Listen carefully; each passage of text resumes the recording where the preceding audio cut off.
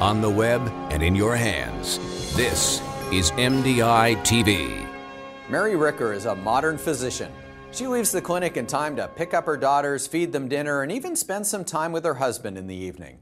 Her days are long, but generally not as long in terms of clinic hours as those of earlier generations of physicians. That change may make it harder for us to find a doctor when we get sick.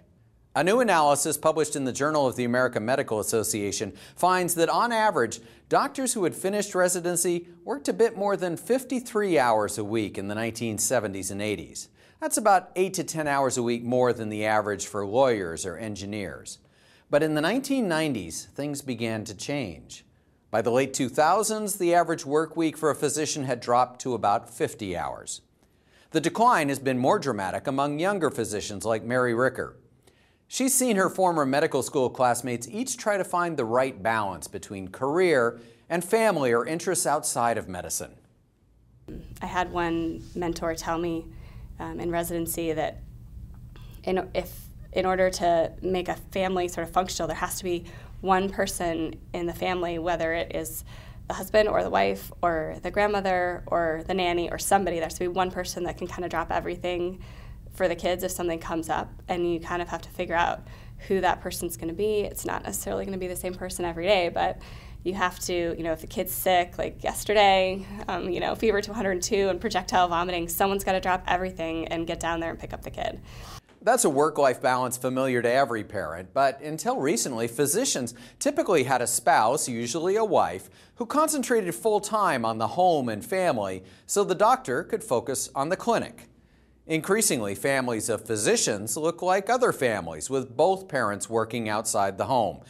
And if younger physicians are each working fewer hours, well, that's the same as having fewer of the older, longer working physicians. At the same time, healthcare reform is promising ways for more people to get insurance coverage, thus probably boosting demand. And reform may also influence doctors' individual decisions about where, how, and how many hours to work. Douglas Steger at Dartmouth College is one of the authors of the new study of physician work hours. We need to understand why this is happening and be sure we know why, because reform could either continue this trend. It could lead to additional pressures that reduce hours.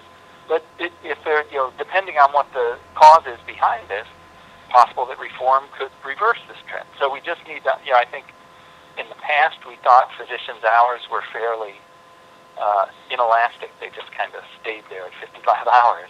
Now that they seem to be moving a lot, we need to understand more what the factors are that drive that.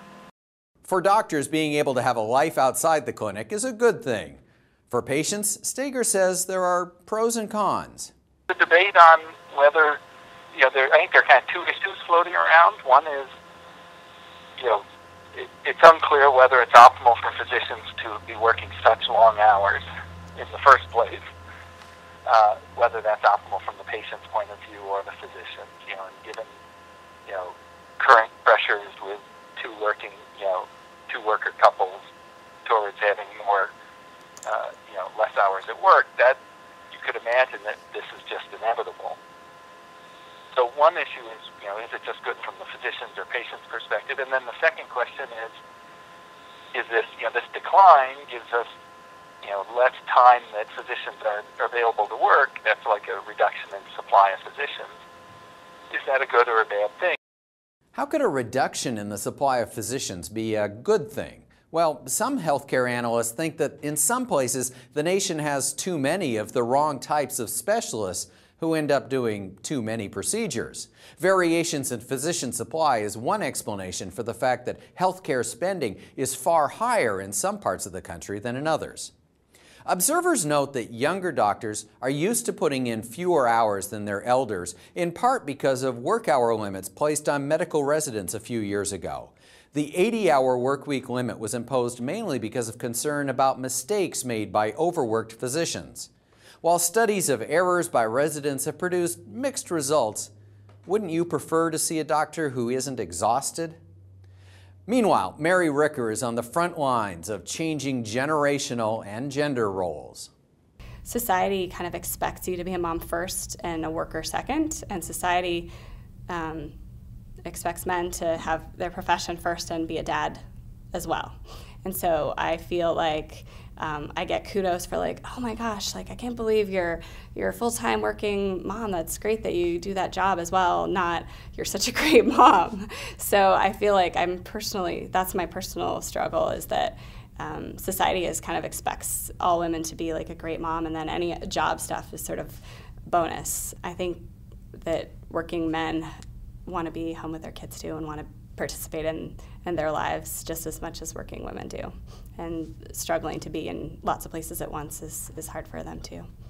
It all means big changes in the typical work week of physicians, with implications for them and for us, their patients. I'm Andrew Holtz, MDiTV News.